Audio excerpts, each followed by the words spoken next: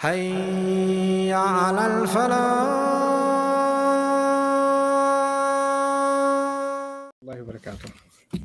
أعوذ بالله من الشيطان الرجيم.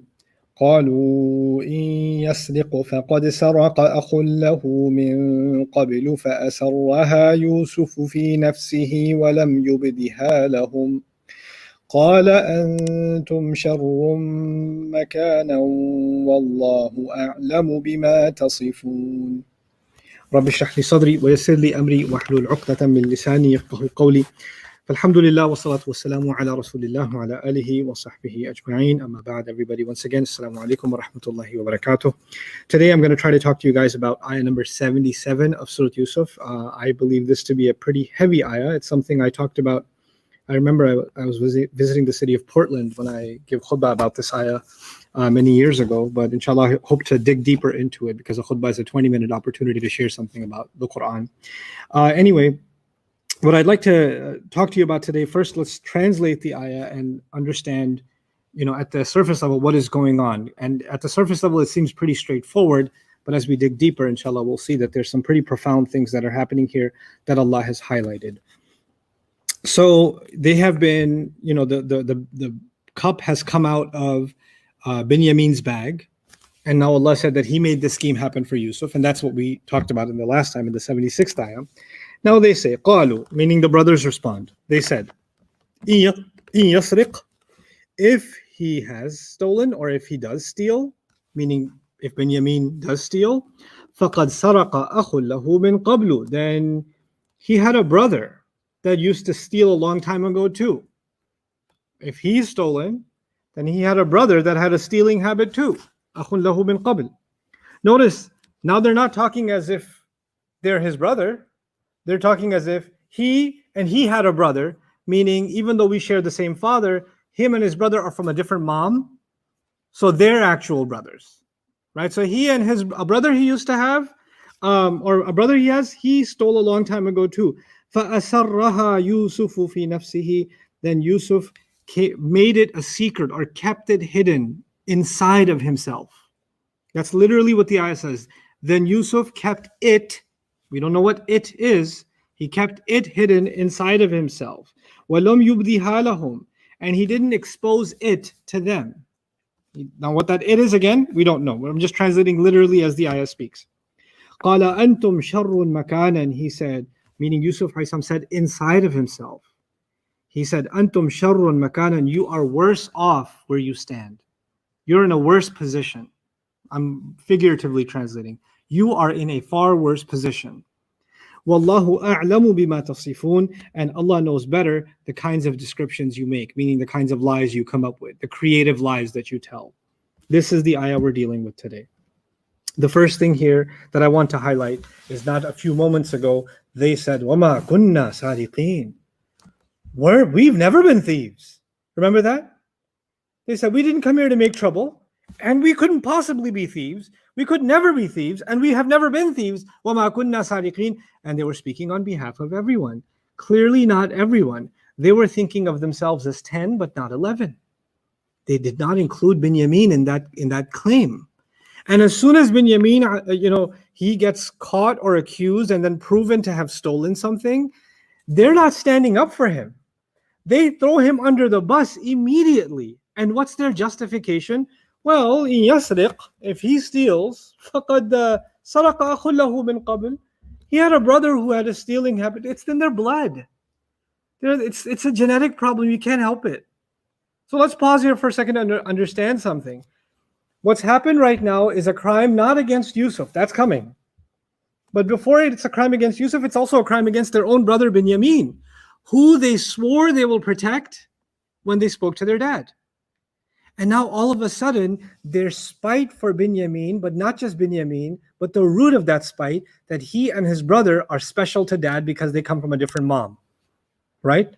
أَخٌ لَهُ مِنْ قَبْلِ. That comes out and they get bunched together with a filthy lie that if he's stolen, what a surprise. Well, his blood brother, his full brother, we're just his half brothers. But his full brother, he stole too a long time ago. And by the way, who's that full brother? That's Yusuf, who's sitting in front of them as the prime minister. So they don't even know they're insulting Yusuf alayhi salam, calling him a thief to his face. They don't know that, but they've now said that. Now, this part highlights in specific in this story how family can be ruthless towards family. How family can actually make the worst accusations towards their own family. You can expect strangers to say terrible things about you, and you can defend yourself by saying, you don't know me. You don't know what it's like in my family. You don't know the inside. So the expectation is behind closed doors. Who knows the reality of something? Your family does. They know what you're really like at home. They know what time you go to sleep and when you wake up and what you eat and what you say. And, people are a different way at home and they're a different way outside, right? Because we all have a personal life, and that's something hidden from the world, and it's only exposed to our family. But when your own family, who has the confidence of people, because if they speak on your behalf, then people will take that more seriously because, well, if anybody would know what they're really like, it would be their own family. It would be your own blood. And when your own blood, your own family, your own household lies against you, slanders against you, then people will hear that and say, well, I mean, obviously they would know. That's their family. They know what they're really like. I know his family, even they called him a thief. If you hear that kind of rationale, I know someone in their family, they called him a thief too. That would be like 100% guarantee they're a thief, isn't it? In our minds, who would know better than family? So when you want to backbite someone or slander somebody, and then what's your evidence? I know somebody in their family. Really? Because families are always honest about other members in their family, right? There are no rivalries. There is no treachery within siblings or within parents, within spouses, within children, within, cousins, nephews, nieces, grandparents. There's never any such drama. What is Allah exposing to us? That family is not a guarantee about the truth of a matter. They're trying to present themselves as, no. What we said previously, Mr. President, Mr. Prime Minister, that we're not thieves, still true, but actually it's not a surprise. We were hoping he wouldn't turn out like his brother, but I guess he did. You can't change the genetics, can you? The apple doesn't fall far from the tree. They're both two apples from the same tree, I guess. They're both pretty much the same. There's another interesting thing that's been highlighted here in the Quran. So one, that there's a special kind of slander that happens from within family. Right? And it's much more poisonous and much more treacherous than a stranger doing slander, because a stranger slander can be dismissed. You don't know what they're really like. You don't know what's going on behind closed doors. But someone on the inside, when they slander, man, that's going to carry weight because you were behind those closed doors. So your statement's going to hold more weight. So they use that as a basis to throw him under the bus. The other thing that's really important here is another tendency that people have, and it's incredible that believers have this, even though Allah highlights this in the Quran, a great evil. And what is that? You're a horrible person because your uncle, I remember, he had the same habits as you. You're just like your father, you know that? You're just like your brother, you know that? You're just like your sister, you know that? Oh, it's on their side. Oh, you got this from that side of the family. Right? So sometimes when children have a bad habit, and the parents don't get along, or the parents are divorced or something, then one parent will say, this bad habit came from that side of the family. Or this this evil you have, that's them. Yeah, we're the good side. I wish you got some of our, in our culture, they say, hamare jarasim bhi kuch aa jate. Maybe, I wish only some of our germs came into you too. We only got their germs. That's their way of saying genetics back in the day, germs. Right? But the idea that your traits or your evil deeds are somehow inherited and passed down in a family trait. Your whole family's like that. It's in your blood. That's just you people. By extension, and if family can do that to family and say, this is in your blood, this is just how you are, this is your nature, you can't help it, your father was just like this, your brother was just like this, that's why you're just like this. This kind of judgment is completely absurd. And it actually goes back, in one sense, to Christian doctrine. Christian doctrine is all human beings are born into sin because our father was sinful. So we inherit sin, right? The idea that I'm not I didn't decide whether I'll be a good person or a bad person. That was given to me genetically. That was passed down to me. It's absurd. In our religion, you can have an idol worshiper who does the worst kind of shirk, and his son could be Ibrahim alayhi salam. Do you understand that? We talk about Ibrahim alayhi salam's children as prophets and prophets and prophets and prophets and prophets, what about his dad? Right? And nobody gets to say, you're just like your father. Nobody gets to say that. You see? You don't get to say, and you can be nothing like your father, like Nuh alayhi salam's son. You could have the flip. So your blood doesn't determine righteousness or evil. The side of the family you're from, or what ethnicity you're from. And by the way, when this evil exists, this kind of accusation occurs inside of a family, and it's attributed to bloodlines, or it's attributed to family names and traits like that, then by extension, it can be attributed to people from this village are all like that. And you grow the circle a little bit, people from that city, man, they're all kinds of messed up. Then by extension, people of that race, man, I know all you people, you're like this.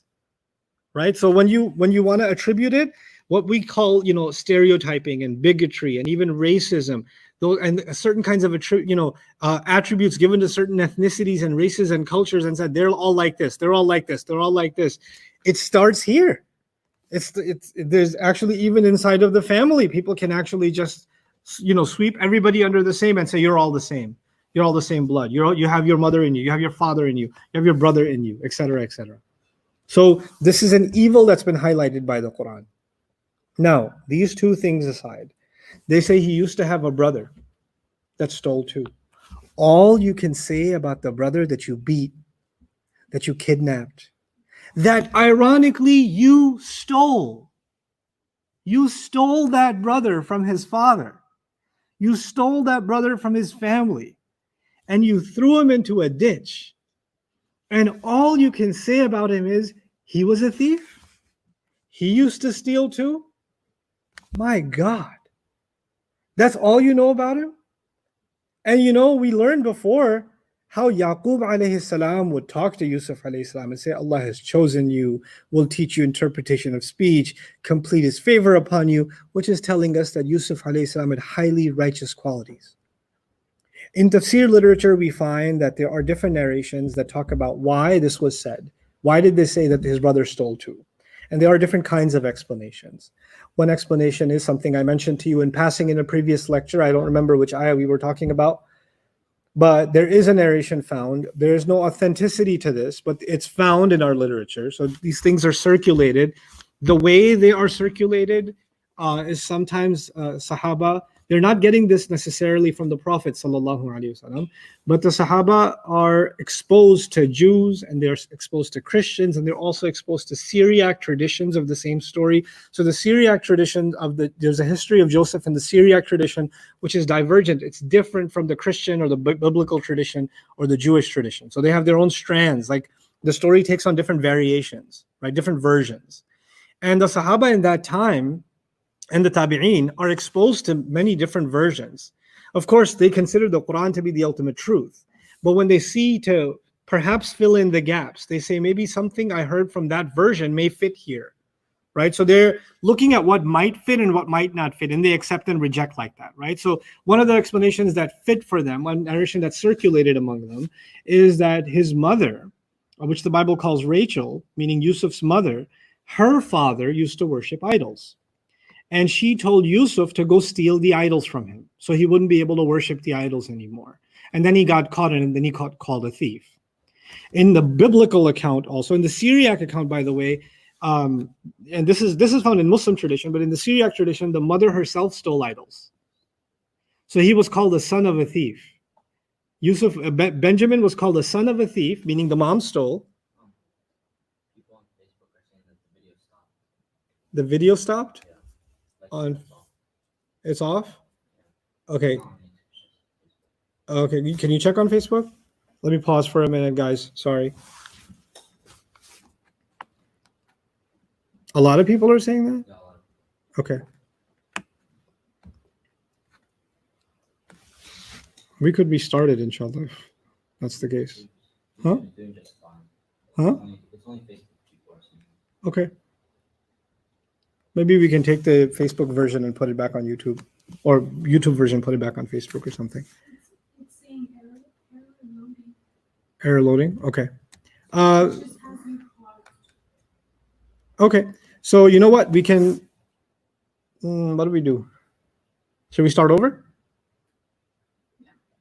Okay, we'll start over. You can end it and we can start over, inshallah. Assalamu alaikum wa rahmatullah. If you enjoyed this video, please do share it with friends and family. If you want to see more videos from this series, click on the box at the top. If you want to see other videos, click on the box at the bottom. And don't forget to hit the subscribe button. Thanks.